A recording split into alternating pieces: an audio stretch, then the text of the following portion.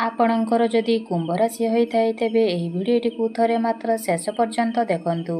ଆପଣଙ୍କର ବ୍ୟସ୍ତବହୁଳ ସମୟ ମଧ୍ୟରୁ ଆପଣ 10 ମିନିଟ୍ ସମୟ ନିଜ ପାଇଁ ବି ଦିଅନ୍ତୁ ଏବଂ ନିଜର ଭବିଷ୍ୟତ ବିଷୟରେ ଜାଣନ୍ତୁ।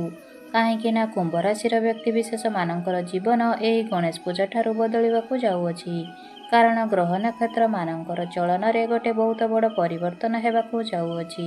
ଶୁକ୍ର ଗ୍ରହ ଚନ୍ଦ୍ରଙ୍କ ଘରକୁ ଗଲେ ମାନେ ଆପଣଙ୍କର ଷଷ୍ଠ ଭାବକୁ ଗଲେ, ଚାକିରିର ଭାବକୁ ଗଲେ ଏବଂ ସୂର୍ଯ୍ୟ ଆପଣଙ୍କର କେନ୍ଦ୍ରକୁ ଚଳନ କଲେ, ଆପଣଙ୍କର ସପ୍ତମ ଭାବକୁ ଚଳନ କଲେ ଏବଂ ଗୁରୁ ନକ୍ଷତ୍ର ପରିବର୍ତ୍ତନ କଲେ ଏବଂ ମଙ୍ଗଳ ମଧ୍ୟ ଆପଣଙ୍କର ଭାଗ୍ୟ ଭାବକୁ ଚଳନ କରିବେ।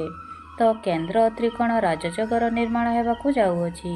ତ ଏହି ଗଣେଶ ପୂଜା ଠାରୁ ଆପଣଙ୍କର ଭାଗ୍ୟରେ ଗୋଟେ ବଡ଼ ପରିବର୍ତ୍ତନ ହେବାକୁ ଯାଉଅଛି, ଯାହାଦ୍ୱାରା ଆପଣଙ୍କର ଜୀବନରେ ଚାଲିଥିବା ସମସ୍ତ ଦୁଃଖ କଷ୍ଟ ଏବଂ ସମସ୍ୟାର ଅନ୍ତ ହେବାକୁ ଯାଉଅଛି ଏବଂ ପୁଣି ଥରେ ଖୁସି ଫେରିବାକୁ ଯାଉଅଛି। ଶୁକ୍ର, ସୂର୍ଯ୍ୟ, ମଙ୍ଗଳ ଏବଂ ବୃହସ୍ପତି ରାଶି ପରିବର୍ତ୍ତନ କରୁଛନ୍ତି, ଯାହାଦ୍ୱାରା ଆପଣଙ୍କର ଜୀବନରେ କିଛି ବଡ଼ ହେବାକୁ ଯାଉଅଛି। ଏହି ଗଣେଶ ପୂଜା ଠାରୁ ଆପଣଙ୍କର ଜୀବନରେ ଚାଲିଥିବା ସମସ୍ତ ଦୁଃଖ କଷ୍ଟର ଅନ୍ତ ହେବାକୁ ଯାଉଅଛି। ପୁନର୍ବାର ଆପଣଙ୍କର ଜୀବନରେ ଖୁସି ଫେରିବାକୁ ଯାଉଅଛି। ତେବେ ଆସନ୍ତୁ ଜାଣିବା ଏହି ଗଣେଶ ପୂଜା ଠାରୁ ଆପଣଙ୍କର ଜୀବନରେ କ'ଣ ସବୁ ବଡ଼ ପରିବର୍ତ୍ତନ ହେବାର ଅଛି। ଏହା ପୂର୍ବରୁ ଯଦି ଆପଣଙ୍କର ବି କୁମ୍ଭ ରାଶି ହୋଇଥାଏ ତେବେ ଏହି ଭିଡ଼ିଓଟିକୁ ଲାଇକ୍ କରି ଚ୍ୟାନେଲଟିକୁ ସବସ୍କ୍ରାଇବ୍ କରିଦିଅନ୍ତୁ।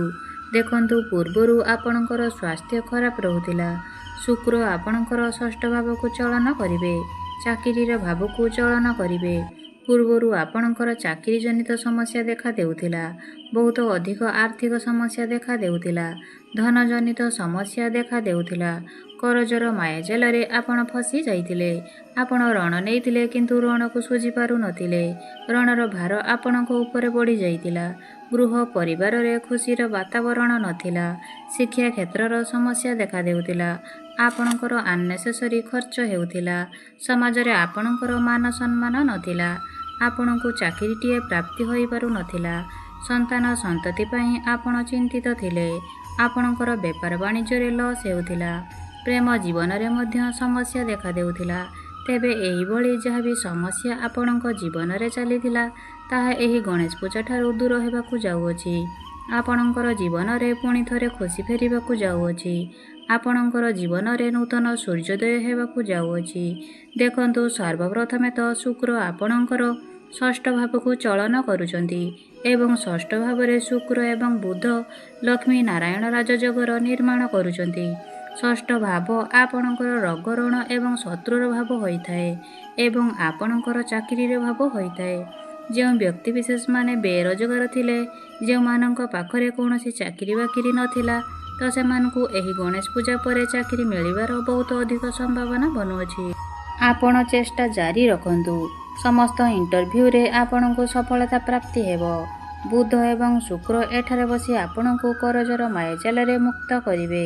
ପୂର୍ବରୁ ଯଦି ଆପଣଙ୍କର କରଜରେ ମାୟାଜାଲରେ ଫସି ଯାଇଥିଲେ କିନ୍ତୁ ଋଣକୁ ଶୁଝି ପାରୁନଥିଲେ, ତାହେଲେ ଏହି ଗଣେଶ ପୂଜା ପରେ ଆପଣ ସମସ୍ତ ଋଣକୁ ଶୁଝିବାରେ ସକ୍ଷମ ହେବେ ଏବଂ ଯଦି ବି କେହି ଆପଣଙ୍କର କ୍ଷତି କରିବାକୁ ଚାହୁଁଥିଲା, ଯଦି ବି କେହି ଆପଣଙ୍କର ଶତ୍ରୁ ଥିଲା, ତ ସେମାନଙ୍କର ଦମନ ହେବ।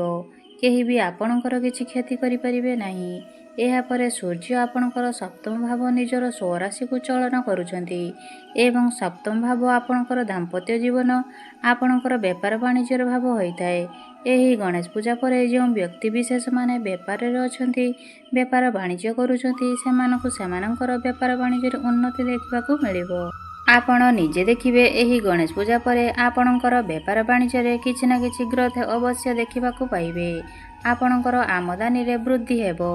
ଆପଣ କିଛି ପଇସା ମଧ୍ୟ ସଞ୍ଚୟ କରିପାରିବେ। ବ୍ୟୟ ତୁଳନାରେ ଆପଣଙ୍କର ଆୟ ଅଧିକା ରହିବ। ଫାଇନାନ୍ସିଆଲ ଗ୍ରୋଥ ହେବ। ଆପଣ ଏହି ଗଣେଶ ପୂଜା ପରେ କିଛି ନୂତନ ବେପାର ମଧ୍ୟ ଆରମ୍ଭ କରିପାରନ୍ତି। ପାର୍ଟନରସିପରେ ଆପଣ କିଛି ବେପାର ଆରମ୍ଭ କରିପାରନ୍ତି, ଯାହା ଭବିଷ୍ୟତରେ ଆପଣଙ୍କୁ ଅନେକ ଲାଭ ଆଣି କରିଦେବ। କିନ୍ତୁ ଆପଣଙ୍କ ଭିତରେ ଟିକେ ଅହଙ୍କାର କ୍ରୋଧ ଦେଖିବାକୁ ପାଇବେ। ଏଥିପ୍ରତି ଆପଣ ଟିକେ ଧ୍ୟାନ ଦେବେ। କଷ୍ଟମର ସହିତ ଭଲ ବ୍ୟବହାର କରିବ। ଏହି ଗଣେଶ ପୂଜା ପରେ ଆପଣଙ୍କ ମାନ ସମ୍ମାନ ପ୍ରାପ୍ତି ହେବ। ସମାଜରେ ଲୋକପ୍ରିୟତା ବଢ଼ିବ। ତା ସହିତ ମାନ ପ୍ରତିଷ୍ଠା ପ୍ରାପ୍ତି ହେବ। କାହିଁକି ନା ସୂର୍ଯ୍ୟ ଆପଣଙ୍କର ଲଗ୍ନକୁ ଦୃଷ୍ଟି ଦେଉଛନ୍ତି ଏବଂ ରାହୁ ଆପଣଙ୍କର ଲଗ୍ନରେ ଅଛନ୍ତି। ଅଚାନକ ଆପଣଙ୍କର ଜୀବନରେ ବଡ଼ ପରିବର୍ତ୍ତନ ଆସିବ। ରାହୁ ଲଗ୍ନରେ ବସିଲେ ଆପଣ କିଛି ନୂଆ କରିବାକୁ ଚେଷ୍ଟା କରିବେ। କିଛି ବଡ଼ କରିବାକୁ ଚେଷ୍ଟା କରିପାରନ୍ତି, ଯାହା ଲୋକମାନଙ୍କୁ ଆଶ୍ଚର୍ଯ୍ୟଜନକ କରିପାରେ।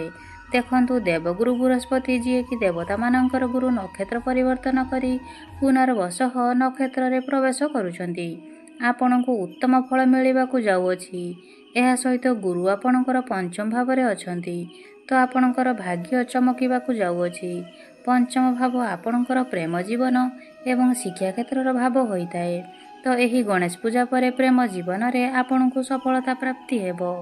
ଯେଉଁମାନଙ୍କର କଥାବାର୍ତ୍ତା ବନ୍ଦ ହୋଇଯାଇଥିଲା, ପୂର୍ବରୁ ପ୍ରେମ ଜୀବନରେ କଳି ଝଗଡ଼ା ମନାନ୍ତର ହୋଇଥିଲା, ଯେଉଁମାନଙ୍କର ବ୍ରେକଅପ୍ ଆଦି ହୋଇଯାଇଥିଲା, ସେମାନଙ୍କର ପୁଣି ଥରେ କଥାବାର୍ତ୍ତା ହୋଇପାରେ। ଏହା ସବୁଠାରୁ ଖାସ୍ କଥା କି ଜ୍ଞାନର କାରକ ଗ୍ରହ ଗୁରୁ ଆପଣଙ୍କ ପଞ୍ଚମ ଭାବରେ ଅଛନ୍ତି। ତ ଶିକ୍ଷା କ୍ଷେତ୍ରରେ ଆପଣ ବହୁତ ଅଧିକ ଉନ୍ନତି କରିବେ। ଆପଣ କିଛି ଉଚ୍ଚଶିକ୍ଷା କରିବା ପାଇଁ ବାହାରକୁ ଯାଇପାରନ୍ତି। କୌଣସି ନୂତନ ସ୍ଥାନରେ ଆଡ଼ମିସନ୍ ନେଇପାରନ୍ତି। କର୍ମସ୍ଥାନ ବା କ୍ୟାରିୟର ଭାବର ଅଧିପତି ମଙ୍ଗଳ ଆପଣଙ୍କର ଭାଗ୍ୟ ଭାବକୁ ଚଳନ କରିବେ।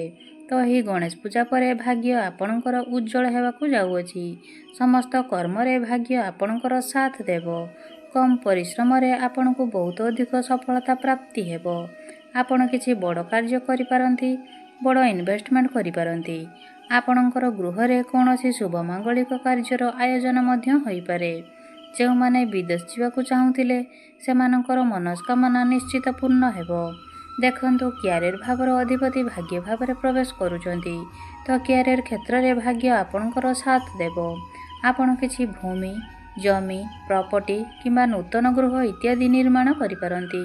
ଘରକୁ କୌଣସି ଇଲେକ୍ଟ୍ରୋନିକ୍ ଜିନିଷ, ଲୁହା ଜାତୀୟ ଜିନିଷ କ୍ରୟ କରିକି ଆଣିପାରନ୍ତି। ଯେଉଁମାନେ ପୂର୍ବରୁ ଚାକିରି କରୁଥିଲେ, ସେମାନଙ୍କର ପ୍ରମୋସନ୍ ହେବାର ମଧ୍ୟ ଯୋଗ ବନୁଅଛି। କର୍ମକ୍ଷେତ୍ରରେ ଆପଣଙ୍କୁ କିଛି ବଡ଼ ପରିବର୍ତ୍ତନ ହୋଇପାରେ। ହୁଏତ ଆପଣଙ୍କର ଟ୍ରାନ୍ସଫର ହୋଇପାରେ। ନୂତନ ସ୍ଥାନରେ ଜବ୍ ମଧ୍ୟ ମିଳିପାରେ। ଆପଣଙ୍କ ପାଖକୁ ନୂଆ ନୂଆ କାମ ଆସିପାରେ। ଆପଣ ସମସ୍ତ କାମକୁ ବହୁତ ଭଲ ଭାବରେ କରିପାରିବେ। ସମସ୍ତ ଟାର୍ଗେଟକୁ ଆଚିଭ୍ କରିପାରିବେ। ଗୁରୁ ଆପଣଙ୍କର ଲାଭ ସ୍ଥାନକୁ ଦୃଷ୍ଟି ଦେଉଛନ୍ତି, ତ ଚାରିଦିଗରୁ ଆପଣଙ୍କୁ ଲାଭ ହିଁ ଲାଭ ପ୍ରାପ୍ତି ହେବ। ଭାଇ ଭଉଣୀଙ୍କର ସପୋର୍ଟ ଆପଣଙ୍କୁ ପ୍ରାପ୍ତି ହେବ। ପିତାଙ୍କର ସାହାଯ୍ୟ ସହଯୋଗ ଆପଣଙ୍କୁ ପ୍ରାପ୍ତି ହେବ। ମଙ୍ଗଳ ଆପଣଙ୍କର ତୃତୀୟ ଭାବକୁ ଦୃଷ୍ଟି ଦେବେ। ଆପଣଙ୍କର ସାହସ ପରାକ୍ରମ ବଢ଼ିବ। ଆପଣ ଛୋଟ ମୋଟ ଜାଗାକୁ ଯାତ୍ରା କରିପାରନ୍ତି। ଯେଉଁମାନେ ଅନଲାଇନରେ କାମ କରୁଛନ୍ତି, ଡିଜିଟାଲ ମାର୍କେଟିଂରେ କାମ କରୁଛନ୍ତି, ଇମ୍ପୋର୍ଟ ଏକ୍ସପୋର୍ଟର କାମ କରୁଛନ୍ତି, ତ ସେଥିରେ ସେମାନଙ୍କୁ ଅଚାନକ ସଫଳତା ପ୍ରାପ୍ତି ହେବ। ଯେଉଁମାନେ ସେୟାର ମାର୍କେଟ, ଷ୍ଟକ୍ ମାର୍କେଟ ଏବଂ ଟ୍ରେଡିଂରେ କାମ କରୁଛନ୍ତି, ସେମାନଙ୍କୁ ଅଚାନକ ଲାଭ ହିଁ ଲାଭ ପ୍ରାପ୍ତି ହେବ। ଶନି ବକ୍ରି ଚଳନ କରୁଥିବାରୁ, ବଳବାନ ଅବସ୍ଥାରେ ଥିବାରୁ ଆପଣଙ୍କର ସ୍ୱାସ୍ଥ୍ୟର ଯଦି କିଛି ପୂର୍ବରୁ ସମସ୍ୟା ଥିଲା, ତ ସେହି ସମସ୍ୟା ଦୂର ହୋଇଯିବ। ଆପଣ ସ୍ୱାସ୍ଥ୍ୟବାନ ଅନୁଭବ କରିବେ। ମାତାଙ୍କର ଯଦି କିଛି ପୂର୍ବରୁ ସମସ୍ୟା ଥିଲା, ତାହା ମଧ୍ୟ ଧୀରେ ଧୀରେ ଦୂର ହୋଇଯିବ। ତ ମୋଟାମୋଟି ଦେଖିବାକୁ ଗଲେ ଏହି ଗଣେଶ ପୂଜା ପରେ କୁମ୍ଭ ରାଶିର ବ୍ୟକ୍ତିବିଶେଷମାନେ ସମସ୍ତ କ୍ଷେତ୍ରରେ ଉନ୍ନତି କରିବାକୁ ଯାଉଛନ୍ତି। ତାହା ଭାଗ୍ୟ କ୍ଷେତ୍ରରେ ହେଉ, କର୍ମ କ୍ଷେତ୍ରରେ ହେଉ, ବେପାର ବାଣିଜ୍ୟ, ବୈବାହିକ ଜୀବନରେ ହେଉ, ସମସ୍ତ କ୍ଷେତ୍ରରେ ଉନ୍ନତି କରିବାକୁ ଯାଉଛନ୍ତି। ଅଧିକ ଶୁଭଫଳ ପ୍ରାପ୍ତି କରିବା ପାଇଁ ଶନିଙ୍କର ବୀଜ ମନ୍ତ୍ରର ଜପ 108 ଥର ଅବଶ୍ୟ କରନ୍ତୁ। ପ୍ରତ୍ୟେକ ଦିନ ହନୁମାନ ଚାଳିଶାର ପାଠ କରନ୍ତୁ ଏବଂ ସୂର୍ଯ୍ୟଙ୍କୁ ତମ୍ବାଲୁଟାରେ ଜଳାର୍ଘ୍ୟ ଅର୍ପଣ କରନ୍ତୁ ଏବଂ ପ୍ରଭୁ ଗଣେଶଙ୍କର ଆରାଧନା କରନ୍ତୁ। ଶୁଭଫଳ ପ୍ରାପ୍ତି ହେବା ସହିତ ଆପଣଙ୍କର ଭାଗ୍ୟରେ ଉନ୍ନତି ଆସିବ।